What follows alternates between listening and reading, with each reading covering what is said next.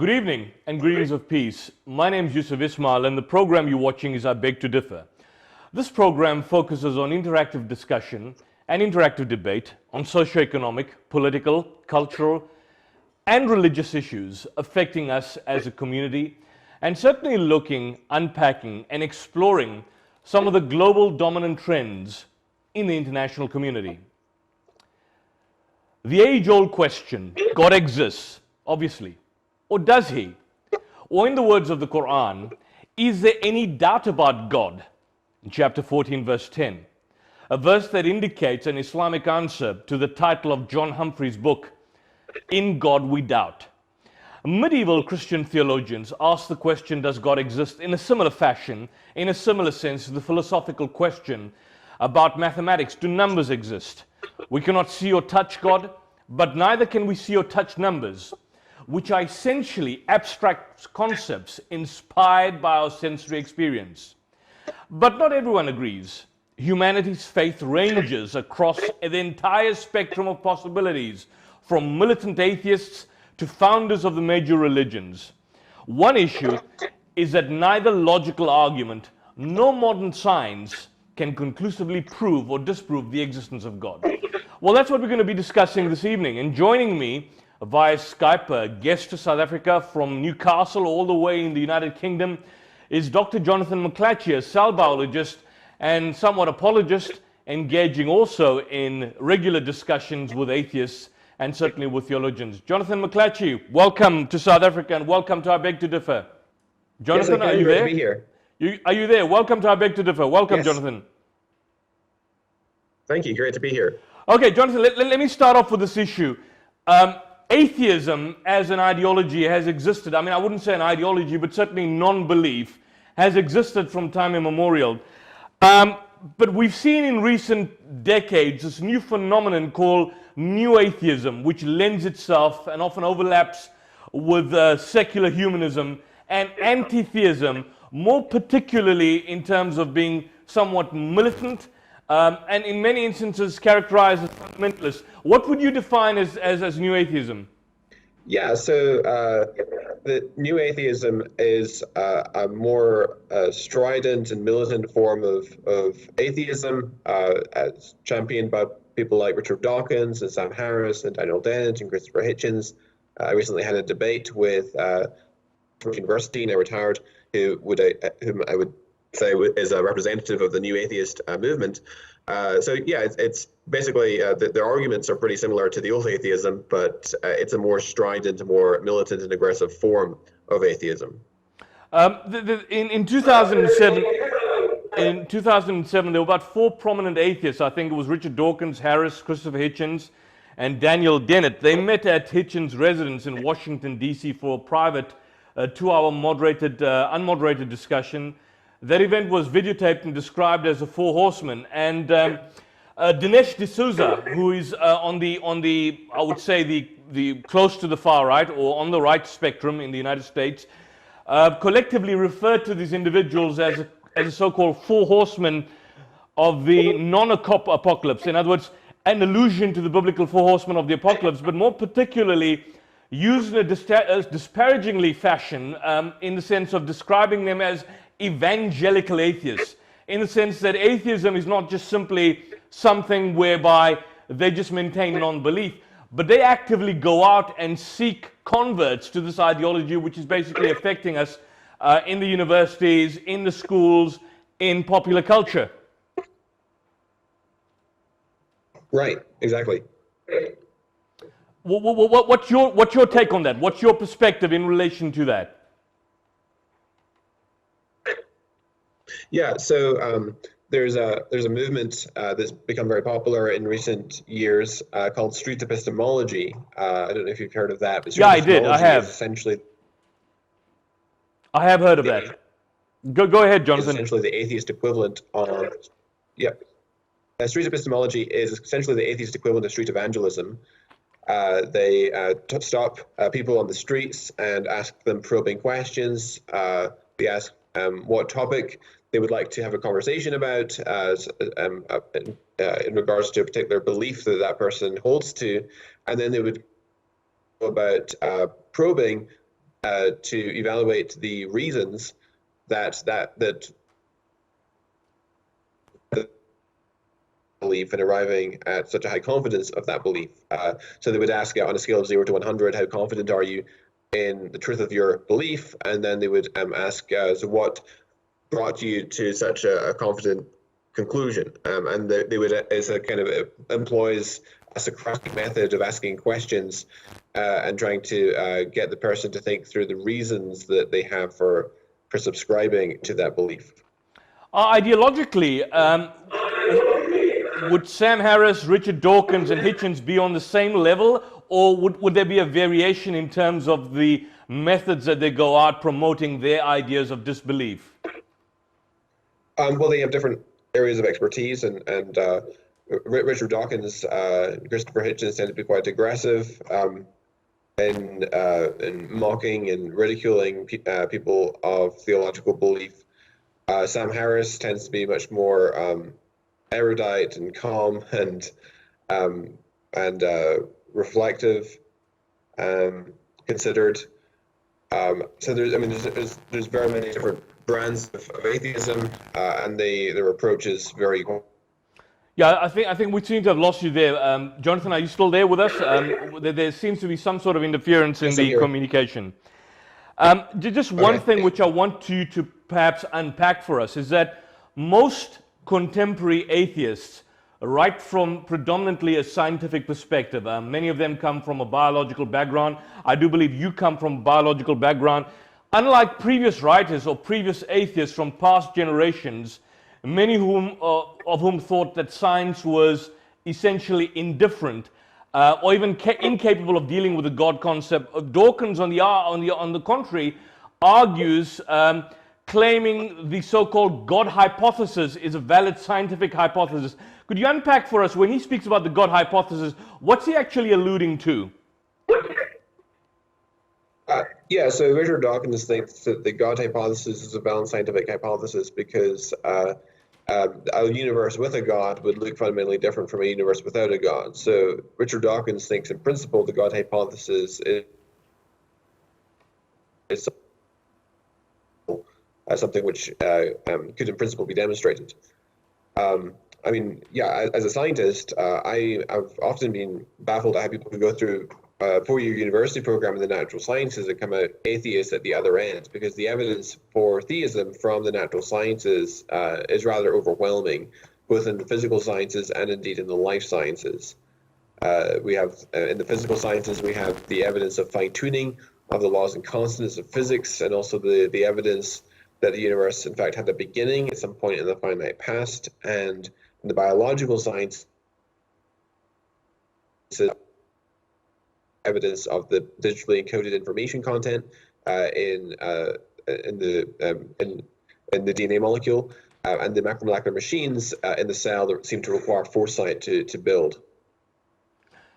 Just one thing, because I speak from a position of a total novice on this particular issue, but as I understand it, would it be more accurate to suggest that those tending to lean on the side of atheism, and I mean, we're talking to a lay audience out here, but those tending to lean on the side of atheism, disbelief, and kind of skepticism towards religion, tend to be more involved in the biological sciences as opposed to, for example, the physical scientists or physics and quantum physics for that particular matter?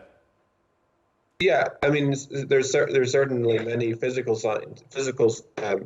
certainly many scientists who are involved in the physical sciences, such as Dr. Lawrence Krauss, for example, Neil deGrasse Tyson, the late Carl Sagan. So there are many atheists who are experts in the physical sciences as well. So I think in both physical and life sciences, we see a lot of atheists. In terms of, the whole aspect of new atheism, it seems to be politically engaged in a variety of ways. For example, there are regular campaigns, and not too much in South Africa, but certainly in your country, in England, in the United Kingdom, the new atheists seem to be politically engaged in a variety of ways. That includes campaigns to draw attention to the biased or privileged position that religion has and to in fact reduce the influence of religion in the public sphere, attempting to promote cultural change, like, for example, in the United States, the efforts to promote the idea of an atheist identity, more particularly in universities, in colleges, in schools for that particular matter. Do you see that as something which is persistent, and more particularly now over the past few years? That there's a lot of atheist movements on campus. There's the Secular Students Alliance, for example, which is quite prominent in the United States, which is an organization that organizes secular societies on university campuses. And certainly within the classroom, there's a lot of antagonism from many professors towards religious belief. Hector Avalos, for example, Iowa State University, sees it as his religious students of their religious belief in his classroom. And there are many others of similar disposition as well. So religious belief often comes into challenge in the university classroom. How does a believer, how does a believer or someone who believes in God, for example, deal with this particular challenge? Because most students, who come from a religious background are not given the effective tools in terms of combating this. This is not part of our training. When you go to a church or a mosque or a temple or a synagogue, the average priest or imam or the rabbi is not equipped to give his congregants or flock, for that matter of speaking, the kind of effective tools in challenging this discourse.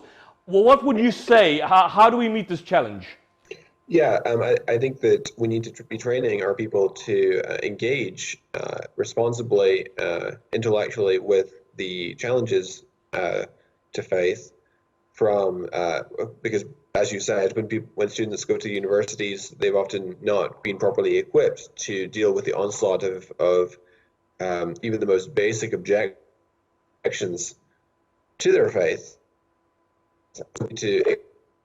with the public evidences that support the existence of God and so forth.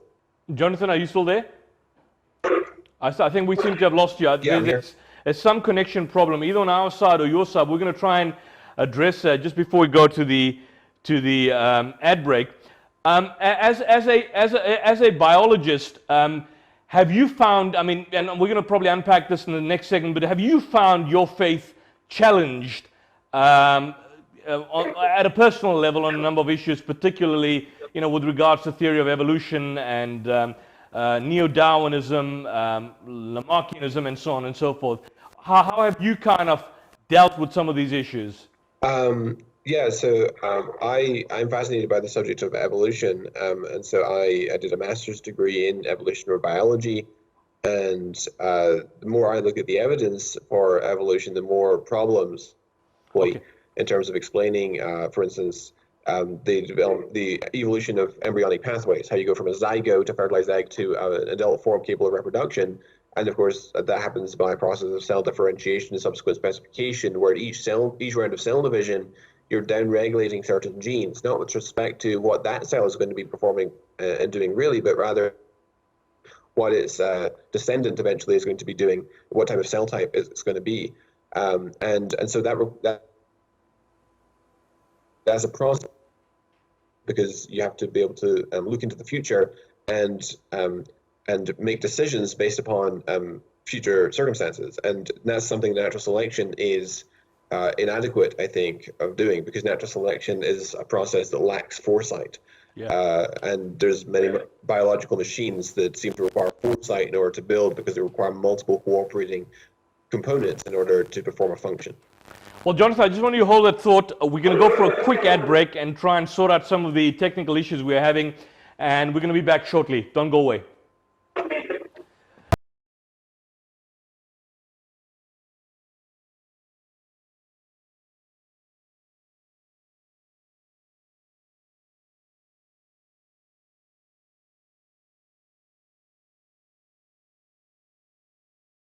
Welcome back to our Beg to Differ. And if you joined us, I'm in conversation with Dr. Jonathan McClatchy. He's a scholar from the United Kingdom, a cell biologist, and of course engaged also in interfaith discussions and dialogue and debates with atheists and various individuals in the community, and he's now visiting South Africa on a lecture tour. And we've got him discussing the whole issue of atheism. John, before we left, because there was a bit of an interruption via the communication, I just want to bring you back to the whole notion. You are a cell biologist, and certainly Darwinism, neo-Darwinism, Lamarck's impact, lots of other issues have certainly impacted in terms of your development as a biologist and obviously as a student on theology.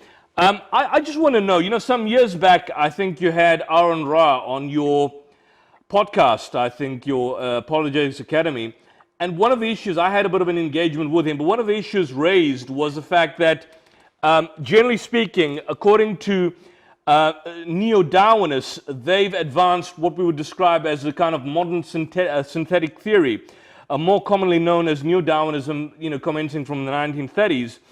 And what the model basically suggests, or seems to suggest, is that it maintains that living beings, all living beings, including humans for that matter, were present on Earth by means of some particular process whereby numerous complex organs of these organisms, such as the ears, the eyes, the lungs, the wings, underwent mutations or genetic disorders, which then obviously led to the essential development of the species in terms of how we see or view them today.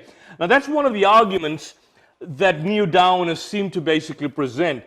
The contrary position seems to have been that mutations by their very nature do not cause beings or individuals to develop. On the contrary, in most instances, in fact, in terms of all instances, they always lead to inevitable harm.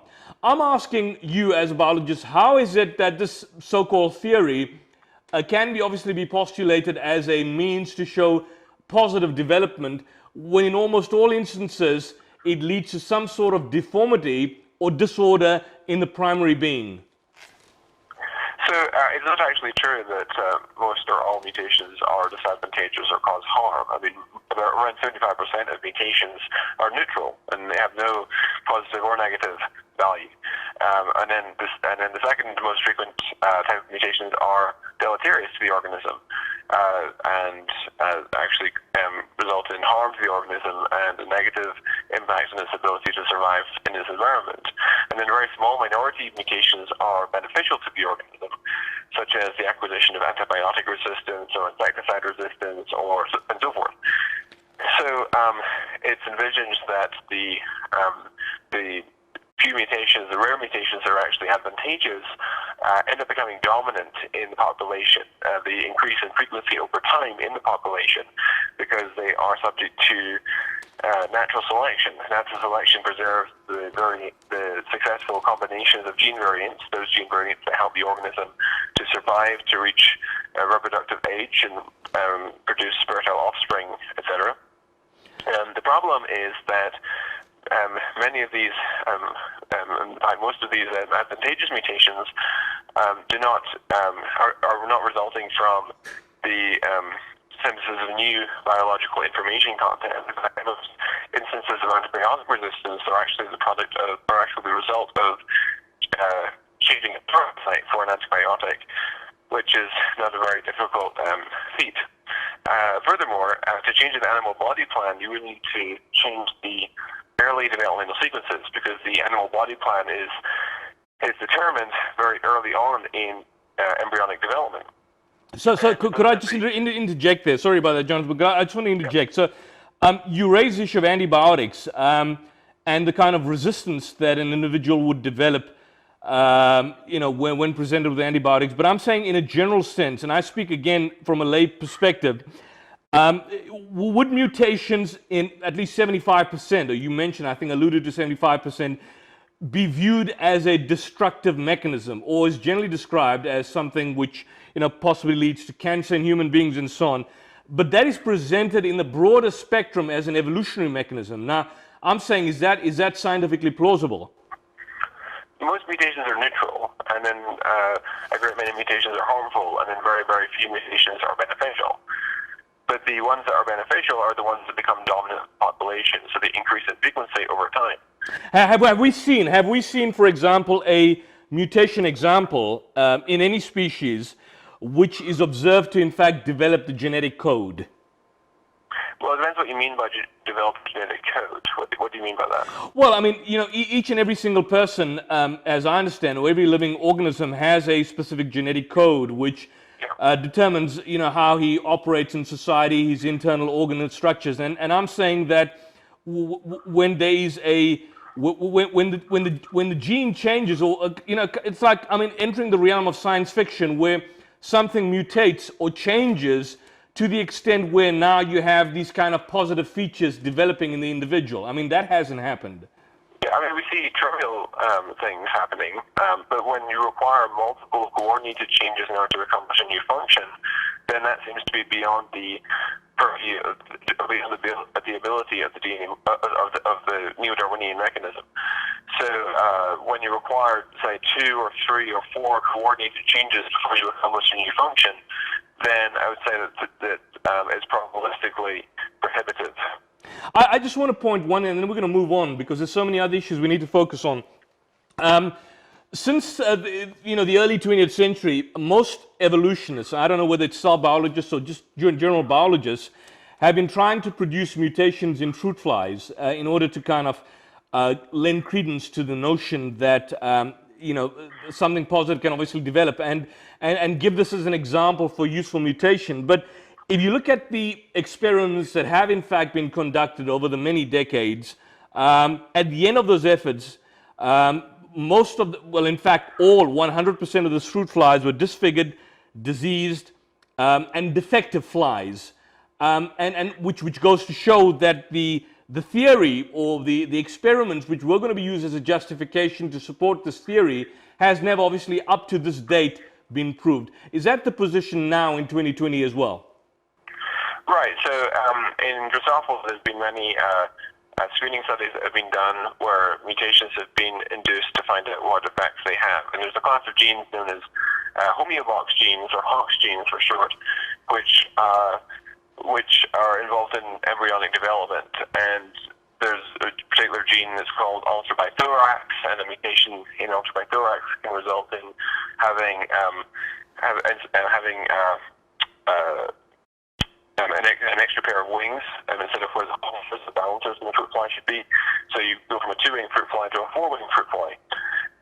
But the 4-winged fruit fly cannot live in the wild. It cannot survive on its own outside the laboratory because the extra set of wings are not connected to muscles, and in fact it's a defective cripple. Other mutations involve, for example, there's a gene called antennapediae, and a mutation in that can result in legs growing where the antenna should be in the head. And of course, that's also a crippled organism. And it doesn't build fundamentally new structures, but it just rearranges structures. And in all these cases, they are deleterious or disadvantageous to the organism. What's your particular theory then in terms of, would you subscribe to the notion of human evolution in the sense that the complete scenario, as I understand the 4 basic categories, the existence of the Australopithecus, the Homo habilis, the Homo erectus, the Homo sapiens, which is obviously, I would assume, us or in reference to us. Do you subscribe to that notion, as a theologian, and how would you, if you do, how do you read, because I know many Christian scientists, for example, would subscribe to the notion of the human evolution in the Darwinist sense, where man was originally, what we would describe the Australopithecus, then of course evolving and morphing into the Homo habilis or the Homo erectus. Do you subscribe to that whole notion? I think you can make a decent case for the proposition of common ancestry of primates. I think that there's a problem when it comes to explaining it by a naturalistic mechanism. I don't think the natural selection and random genetic mutations alone can accomplish the evolution of, say, humans from a chimp-like ancestor within the time frame allowed by the fossil record, which is around 6 million years. So I distinguish between pattern and process. The pattern that's proposed is descent with modification, hereditary continuity, and the process that purports to explain that is natural selection, coupled with random genetic mutation and other similarly unguided mechanisms. So, yeah, I think you can make a case for common ancestry. Cut the long story, to simplify it as possible. The subject that's basically brought out is that the Darwinist claim obviously holds that modern man evolved from some kind of ape-like creatures, and it just doesn't stop there, because the theory of evolution, when I remember reading The Origin of Species, at a fundamental level claims that all living species evolve from one another. Now, even though, as you, I think, alluded to the fact that the fossil record, I wouldn't say falsifies this claim, but it's totally absent. In the Cambrian period, for example, tens of thousands of distinct species just simply emerged out of nowhere. If that is indeed the case, that man evolved from the traditional ape, then, the traditional Christian and some can argue Muslim story of Adam and Eve is somewhat of the other falsified or mythical in many respects. So how do you reconcile the two together? Because on the one hand, you've got the traditional idea of God creating man, God creating Adam and Eve, and the story about being in the Garden of Eden and so on and so forth. And on the other hand, you've got a kind of a more complex notion where there's the so-called transitionary periods of development eventually leading to us. Now, I'm asking you, what's your actual position in respect of that, in respect of these both polarized views? So that's a problem if you envision evolution as being a gradualistic process.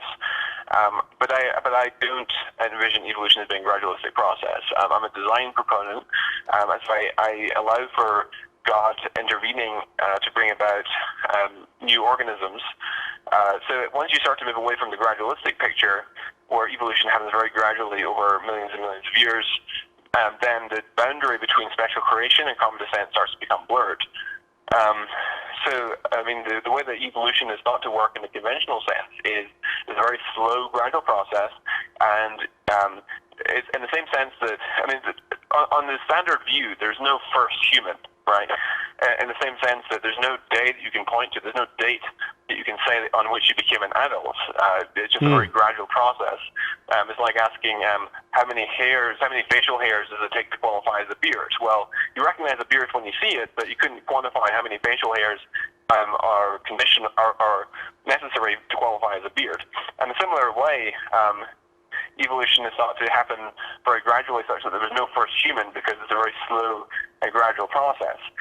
Once you start to move away from that and suppose that there can be an intervention where there's information infused into the biosphere from outside, and so you can have one organism very rapidly transformed into another, I don't see how there's a problem reconciling that or harmonizing that with a traditional view of Adam and Eve and so forth. So my understanding then is you don't believe in the whole notion of gradual evolution taking place over a period of time. But the main issue, going down to the root of the issue is, do you believe that man somehow or the other came from ape-like creatures at a simplistic level? I think you can make a case for primate common ancestry. I'm not fully committed to it. But if we suppose that the primate common ancestry is true, then I wouldn't have a problem with saying that God created humans supernaturally from a previously existing type of organism. I don't have a problem with that theologically. Well, I want you to hold that. We have to go for a quick ad break, Jonathan. We're going to come back and unpack this fascinating conversation. Don't go away, folks. We're going to be back shortly. Hold on there.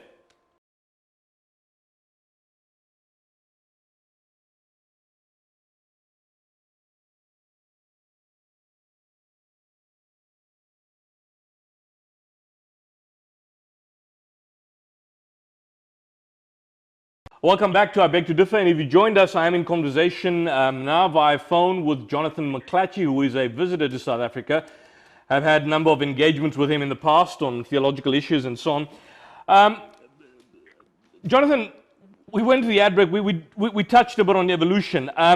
For a believer in terms of material that they could be interested in exploring these issues, what are some of the key, recent literature on the subject which kind of gives the believer the alternative perspective? I know Michael Denton some years back, there was, I remember growing up on a book by Francis Hitching, The Neck of the Giraffe, Where Darwin Went Wrong.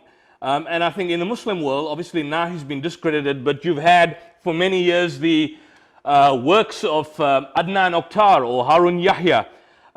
He's been parodied in some circles. I believe Richard Dawkins himself has ridiculed him. But this material that is out there, anti-evolutionary material, produced by religious outlets and by faith-based organizations and movements.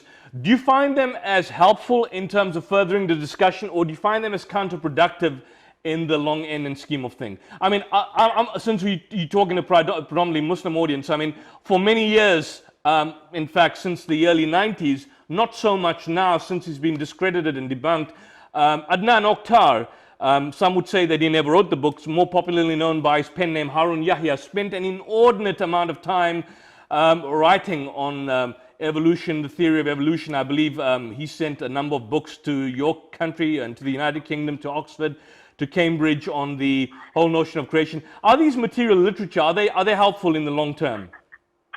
Yeah, there's obviously good quality literature and poor quality literature when it comes to evolution and design debate. Harun Yahya, as you mentioned, I think is one of the weaker apologists. I think he's very ill-informed when it comes to evolution or biology.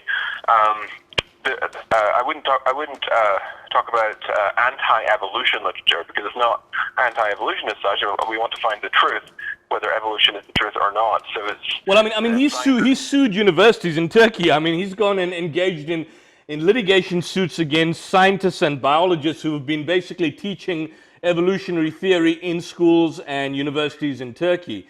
And I think he had some sort of grand plan to take on people like Dawkins and so on in the United Kingdom. I mean, obviously it hasn't succeeded now, but I'm saying his literature was in particular anti-evolutionary. I mean, to the extent that he attempted to link up evolution with fascism, evolution with what happened during the industrial period, with communism, social Darwinism, all of that. So every ill in the world he linked up with Darwinism. I mean, this kind of fanatical anti-evolutionary approach I see pretty common also in parts of the Christian world, particularly among the Christian far right in the United States.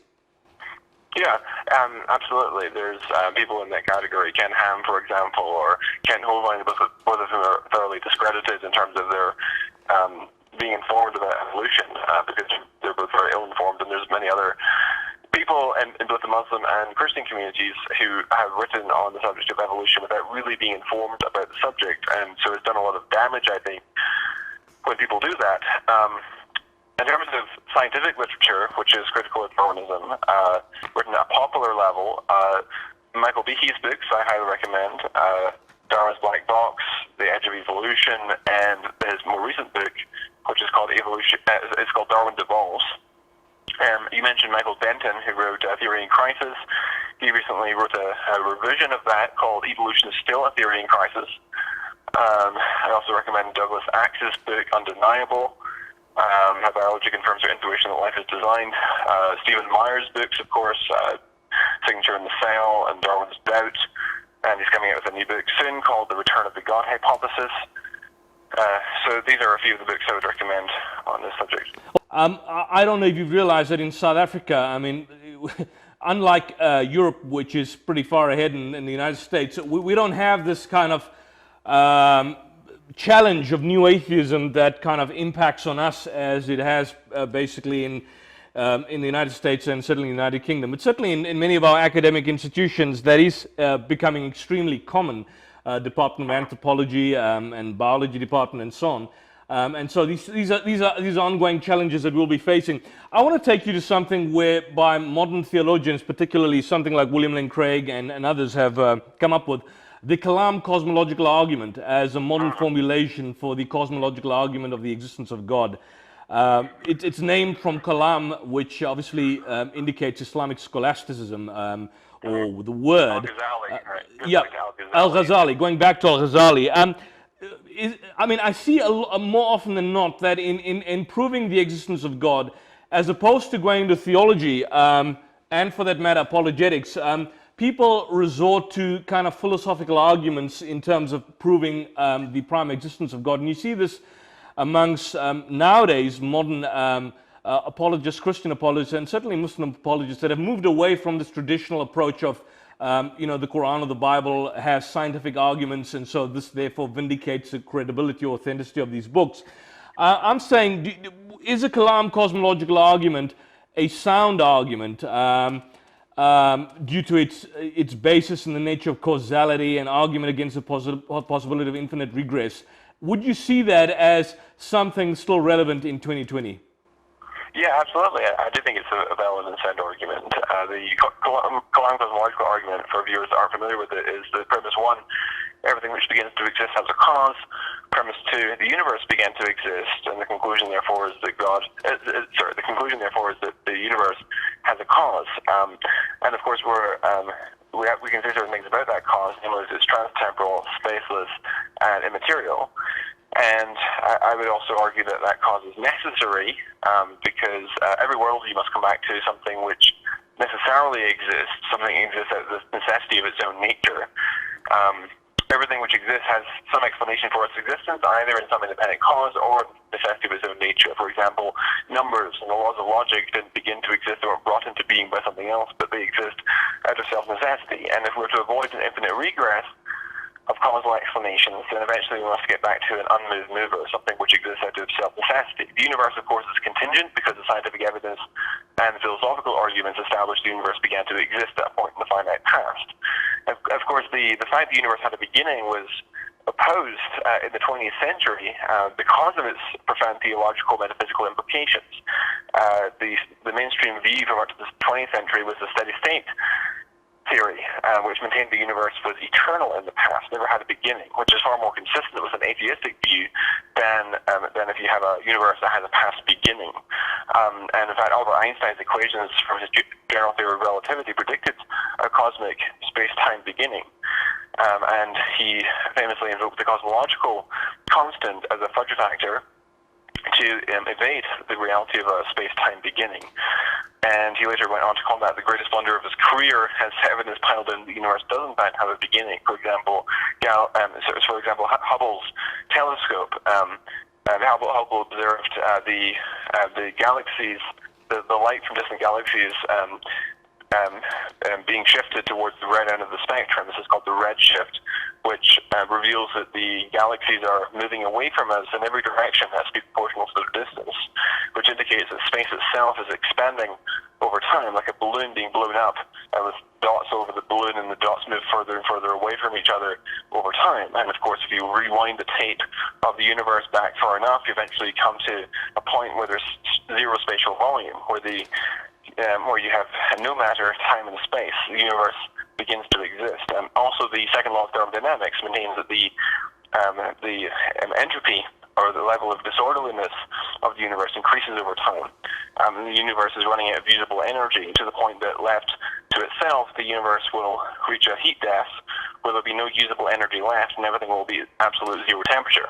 And if the universe were eternal in the past, then we'd have already reached that heat death. We'd already have a universe where there's zero usable energy left. But we haven't reached that point, and therefore the universe cannot be eternal in the past. And there's various other scientific evidences, and also indeed philosophical arguments, that show that the universe has to have had a beginning. And if the universe had a beginning, then it follows that the universe must have a cause, because everything which begins to exist has a cause for its existence. Jonathan, if I could just interrupt, what is generally, when this is presented, and it's pretty much powerful, there's been a lot of debate between, for example, Craig, Graham, Opie, Adolf Grunbaum, Quentin Smith. What's the counter-argument to the Kalam cosmological argument? And that is generally used in atheistic circles. Yeah, so either people will reject the first premise, that the universe began to, or that everything begins to exist as a cause, or they'll reject the second premise, that the universe began to exist, and try to push for the universe being eternal. Or they might contest the additional arguments that point to God as being the best explanation. Because, of course, the Kalam cosmological argument in itself does not get you to the conclusion of God. You have to add additional arguments to get there. In fact, I recently did a debate last week with an atheist called Peter Atkins from the University of Oxford. He's now retired, but he was a professor of physical chemistry, and he's written a lot of textbooks in the field of physical chemistry. His response to the Kalam Cosmol argument was probably the worst I've ever encountered, which was that his response was to deny that the universe began to exist, not because he thinks the universe is eternal, but because he thinks nothing exists. He thinks that his argument is that the universe contains an equal amount of positive and negative energy which cancels each other out, so that nothing exists. And he called this a much more interesting form of nothing, which was a really bizarre argument. Is that debate online? Is that debate online? It will be posted online next week, probably Monday. I look forward to looking at it. Now, this argument has basically been used, presented within Christian apologetics. I'm asking you, did you find it in any way surprising that Christian apologists, because we trace this back to the 11th century Muslim Persian scholastic philosopher Al-Ghazali, would you find it surprising that modern day Christian apologists would essentially use what was at its very essential level, essence, Islamic argumentation to bolster the argument for the proof of God, as opposed to referring to the Bible for that very purpose? Well, it doesn't have anything to do with the argument of who made it first. I mean, the argument is either valid or it's invalid, regardless of who made it. So I don't think it's necessarily surprising or undesirable that the argument is in its origin an Islamic argument. If the argument is valid and sound, then that's all we need to know. It doesn't really matter so much where it came from. To argue otherwise is to commit what philosophers call the genetic fallacy, which is to dismiss an argument because of where it came from, and that's a fallacious way to argue.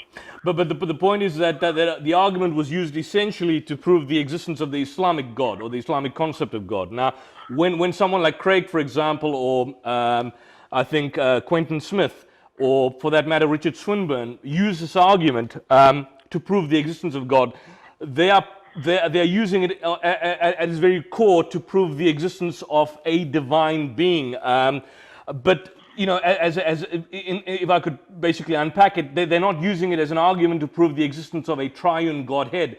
They're using it in the same sense and fashion that the Islamic scholars and philosophers, in fact, use it to prove the existence of God. Yeah, I mean, I do think the Kalam cosmological argument demonstrates the existence of either the God of the Bible or the God of the Quran. I think that you need additional levels of argumentation to establish either of those conclusions. Yeah, but I mean, in a monotheist, I mean, if I could kind of unpack it in a singular sense, the existence of God in a singular sense. In other words, you can't use the Kalam cosmological argument to prove the existence of a triune God. I mean, we've had this. No. You'll have to obviously refer to the Bible and to Scripture for that particular matter. So, to prove the existence of God, you use the Kalam cosmological argument, either the Islamic God in a singular sense or the Christian God in a singular sense. Would you agree with me? Right. Exactly. Okay. Jonathan, we have to go for a quick ad break, and when we come back, we'll wrap up this section, and we urge the viewers, don't go away. We'll be back shortly.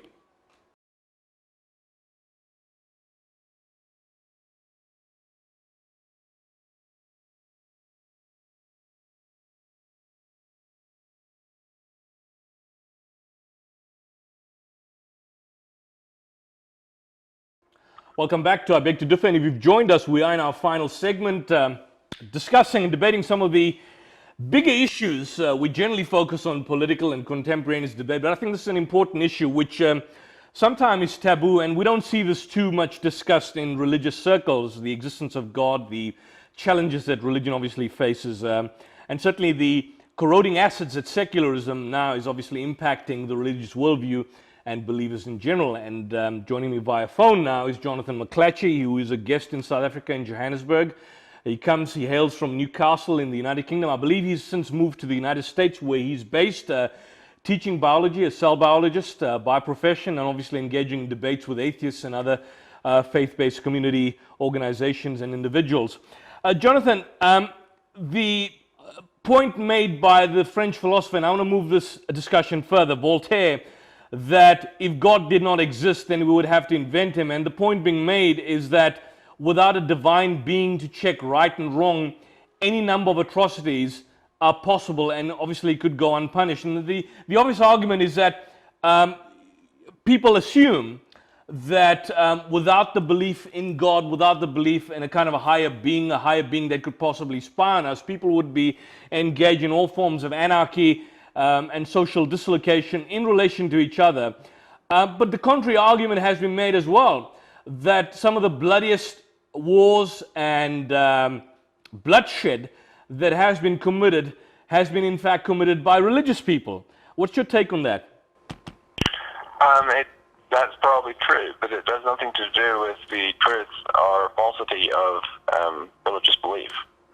The idea that atheism, which many believers present, the idea that atheism as it stands, and certainly new atheism, is a gateway to moral anarchy, would you see that as somewhat sustainable in light of the fact that many secular humanists point out that particular statement? I think James Croft, he's a secular humanist, he's an outreach director at the Ethical Society of St. Louis.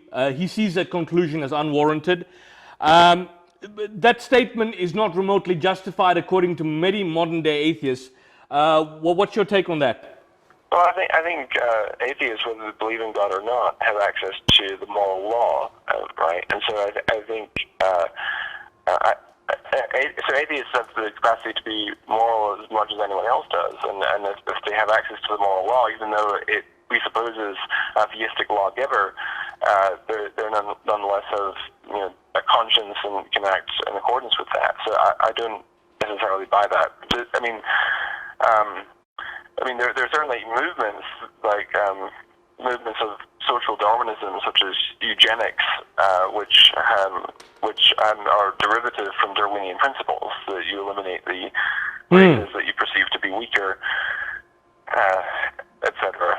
And that is common. You eliminate those with weaker genetic structure. I mean, just like what Hitler postulated in the 40s, and I believe with the Human Genome Project. I mean, that I don't know what the status of I read about the Human Genome Project in the 1990s, something that was happening in the United Kingdom, where there was talk about mapping the genome. I'm not so sure how it worked, and this will obviously lead to the potential possibility of elimination based upon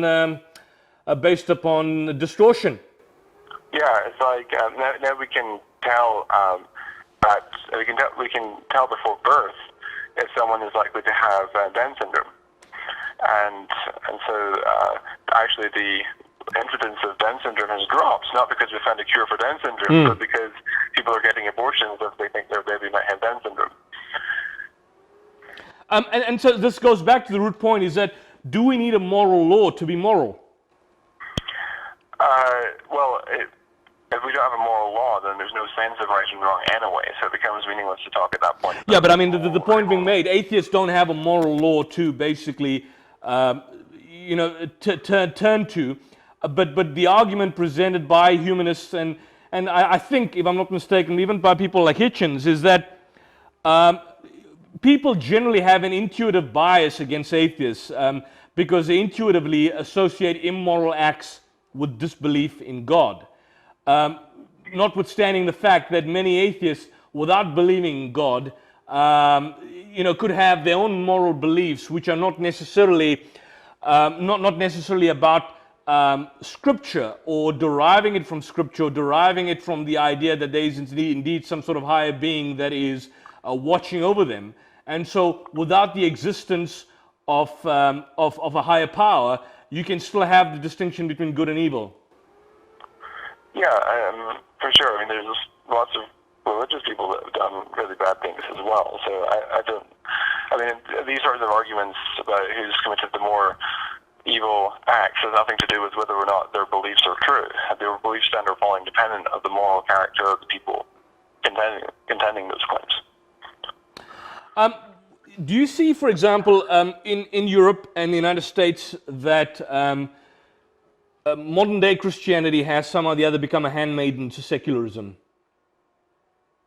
In what way? In the sense that, obviously, I mean, you don't obviously subscribe to the notion of, the idea of the merging of the state and the church for that. And that's never been the case, of course, unless you look at exceptions like under the time of Constantine and so on. But in the sense that generally speaking, when it comes to, for example, when it comes to things like capitalism, when it comes to, for example, things like the nature in terms of how government operates, in terms of how society deals with, for example, human beings in general. Christians basically, I mean, in a broad sense, and I'm talking about, when I speak about Christian, not the generic Christian you see day to day, but I'm saying as an authority, as a body, tends to lean towards, has been reduced to a position of relativism, in the sense that so long as you have your church, so long as you have your particular movement operating on a Sunday or probably during the week, whatever happens in society in terms of, for example, invasions that take place of other countries, in terms of policies followed by government, in terms of economic policies imposed by certain states, there doesn't seem to be that much of activism amongst Western Christians as opposed to those who subscribe to, for example, liberation theology. If you look at liberation theology in the Latin American context, particularly in the 70s and the early 80s, there was obviously an active involvement, more of a particular alliance with the socialist element, challenging government, challenging society, and more often than not, they did this based on the idea that they saw Jesus as a social agitator, whereas those in Europe, those in the West, those amongst the evangelical side, tend to, for example, seem to support authoritarianism wherever they find it, so long as, I mean, you look at the Pentecostals, you look at the Baptists, the Southern Baptists, generally speaking, they seem to be supporting far-right movements. There's an alliance with the right movements. There's an alliance in support with the existing economic policies, capitalism. What's your take on that? I mean, certainly there are Christians who are involved in politics and in social reform. For example, the Christian Institute in the UK is involved in defending Christian values. Okay, so Jonathan, based on that, can you probably just expand and give us your comment on that issue?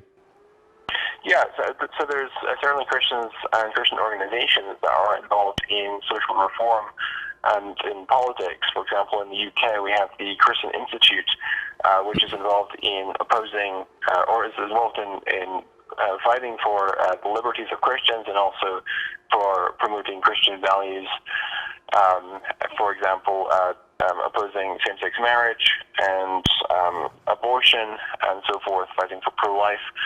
There's another organization which is based in America, but is also known today, called Life Expanding Freedom, which does a similar job on a bigger scale internationally. So there are plenty of Christians involved in social reform and. But would that not be private morality? I mean, the point being made is that you speak about things like abortion, the issue of same-sex marriages. I mean, which a lot of us, even within you'd find resonance within the Muslim community. And I mean, private morality. But I'm talking about, for example, when you had the anti-war movement in 2002, opposing the invasion of Iraq, for that particular matter, or challenging existing British policy or U.S. policy. It's always been those Christians on the left as opposed to those in the center and on the right that come out strongly on these particular issues. Even when it comes to poverty alleviation, I mean, you'd have a lot of Christians, even Christian evangelists, basically support the notion of unbridled capitalism, even though it's been shown to be harmful. Do you see this as somewhat inherently problematic on a number of issues? I mean, you've got Christians, for example, in the United States that openly, blatantly support the existence of the monarchy for that particular matter. I'm saying that in general, there doesn't seem to be a kind of an anti-authoritarianism within Christianity. More often than not, wherever the church has existed, there seems to be obviously a collusion in the sense of supporting power, not necessarily joining power, but being a handmaiden, as I may say, to secular society and to obviously the existing social status order that we see around the world. Well, Scripture says that we're supposed to submit to government, so there's that. And as I said, there are many movements on the right side of the spectrum that do try to accomplish social reform. So I guess just my experience might be a bit different from yours. Would you support liberation theology? It's not an area I've done a lot of research on. Okay. the other point, which is now more commonly, is we seem to be in agreement today. I mean, the shows I beg to differ, but a lot of the discussions that you and I seem to be in agreement with in terms of the challenges that atheism. Do you see atheism, and certainly the new atheism that you see in the world, as a fundamental challenge to religion in general, in the sense of presenting an ideological challenge? Only to people that are ill-informed.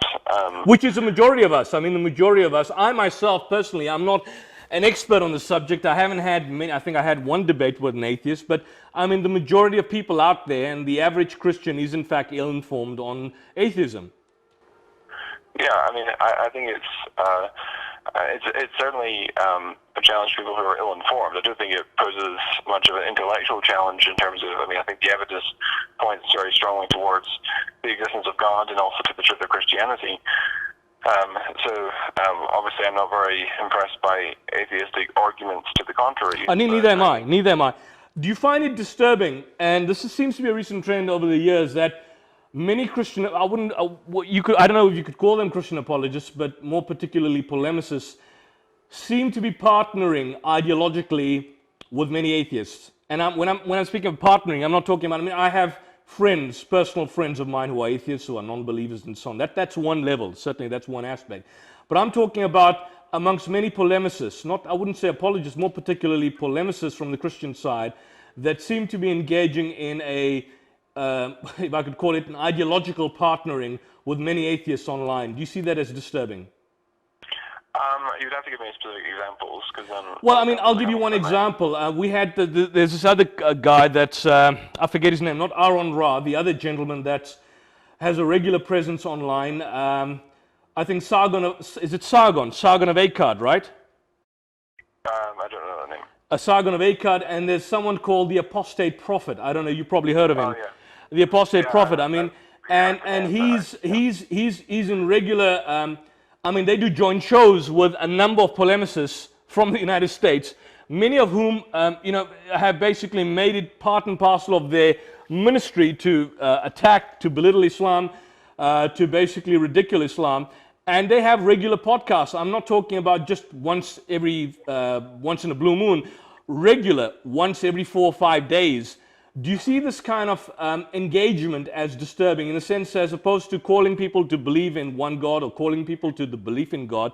You have a situation where people who are engaged, what they purport to suggest, engaging in active ministry, but in active ministry are partnering with people who have absolutely no belief in God in order to engage in maligning other people's faiths.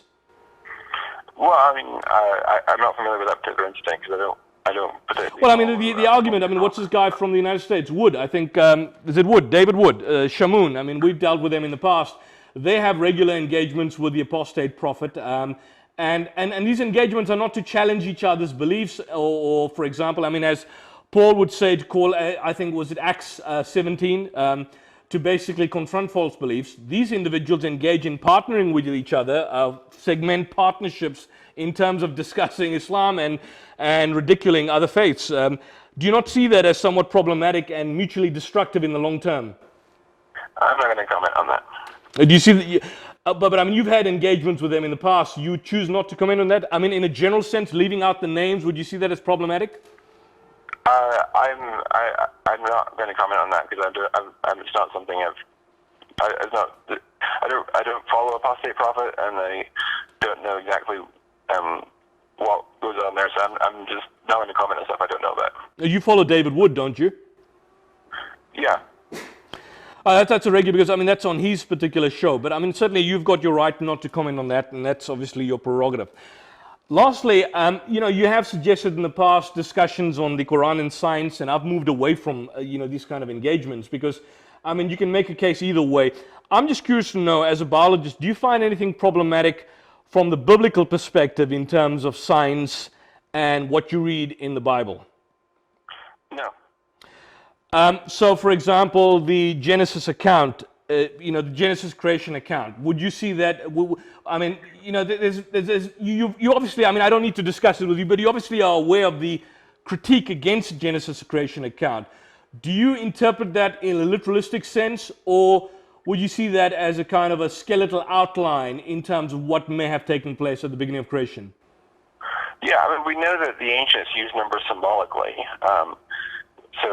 For example, in Matthew's genealogy of Jesus, he says there were 14 generations from Adam to Abraham, 14 generations from Abraham to the exile, and 14 generations from the exile to Christ. And, of course, he has to skip over genealogies to make that number fit.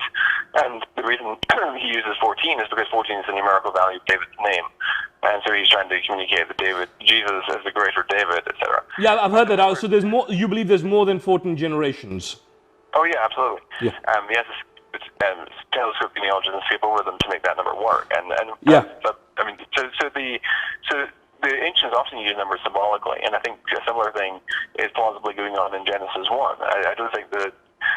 So do you? I mean, you've seen the critique again. I don't have the Bible on me right now. I think I may have it, but I mean, you've seen the critique on the creation account. I mean, the creation of the plants before the sun, and so on and so forth. I mean, the line of order.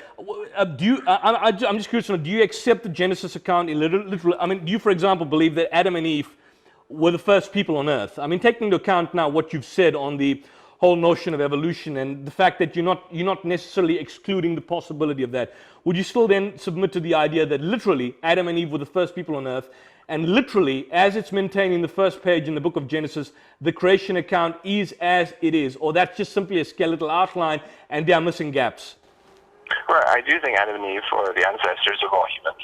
I also think that I don't think that the days in Genesis 1 are intended to be taken chronologically. I think they're achronological. And would you see that as a skeletal outline, or would you see that as somewhat detailed, meaning that's how it happened, or there's other aspects that are left out?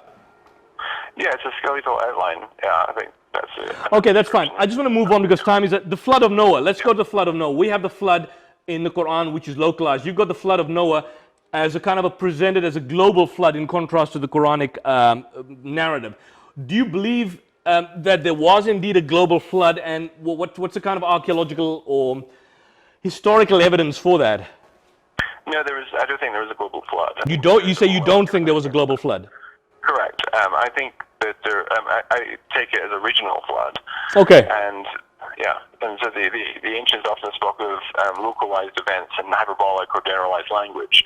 For example, Joseph's famine is said to have been severe over the whole world. The whole world was said to have audience of Solomon.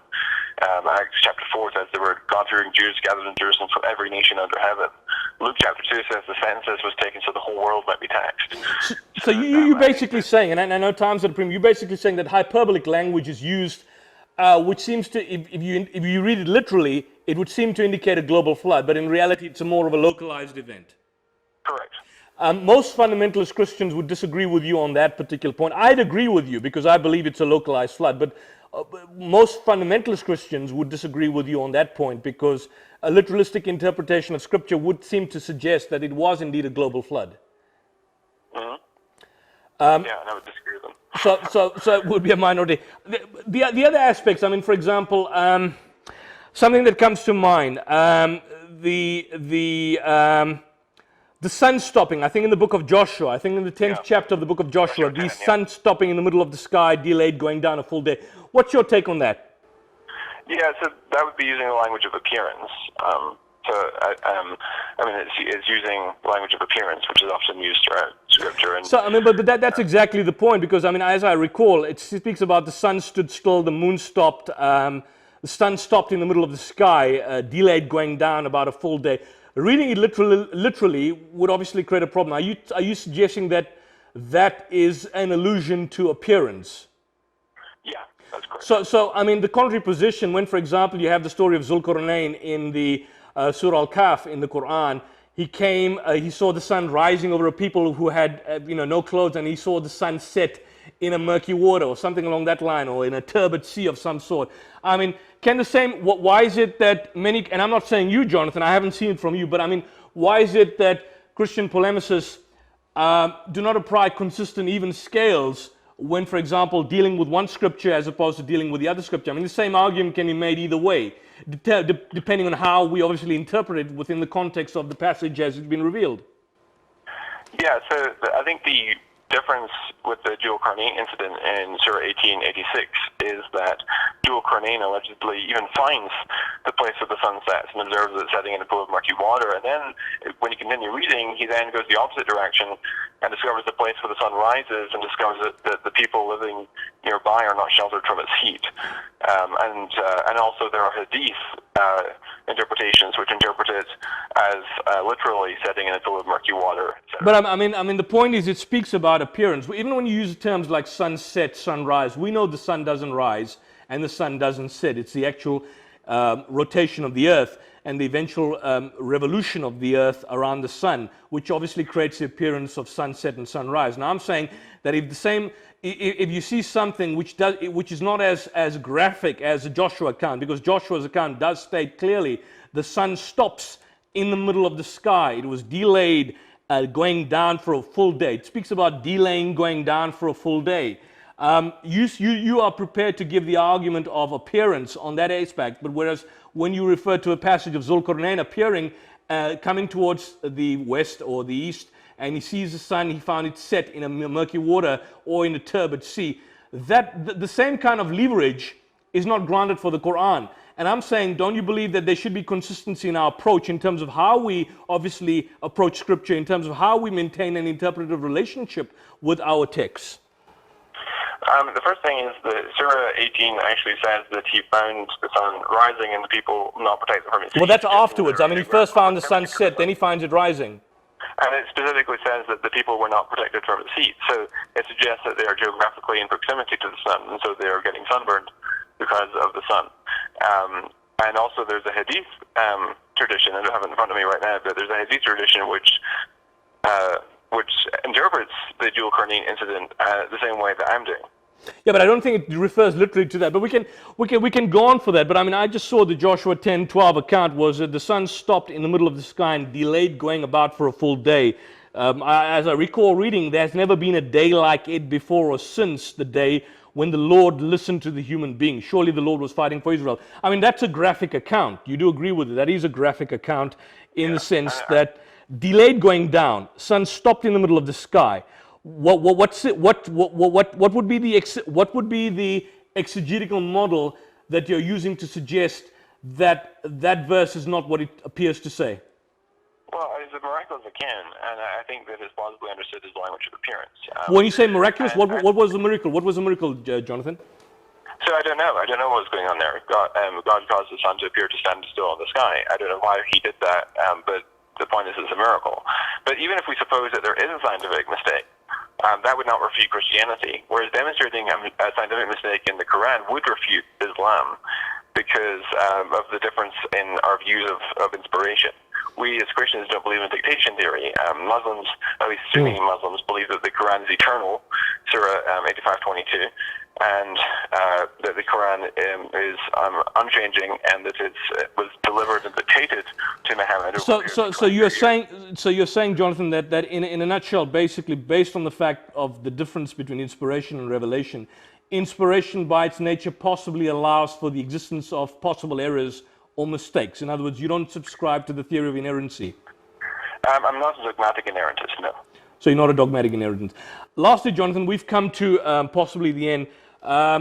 In terms of your final, and I'm asking in a general sense, your final advice to believers, whether they're Hindus, Christians, Jews, Buddhists, and so on, in dealing with the atheistic challenge, what would be the best approach? To investigate and arm yourselves with evidence, and to point to the evidence for the existence of God and for the revelation of God through Scripture. I want to leave it at that, Jonathan. I want to thank you for your time. I appreciate it. I hope we have more engagements in the future, hopefully when you're back in South Africa. And that's all you have for this evening, folks. If you've watched us, we've been watching I Beg to Differ.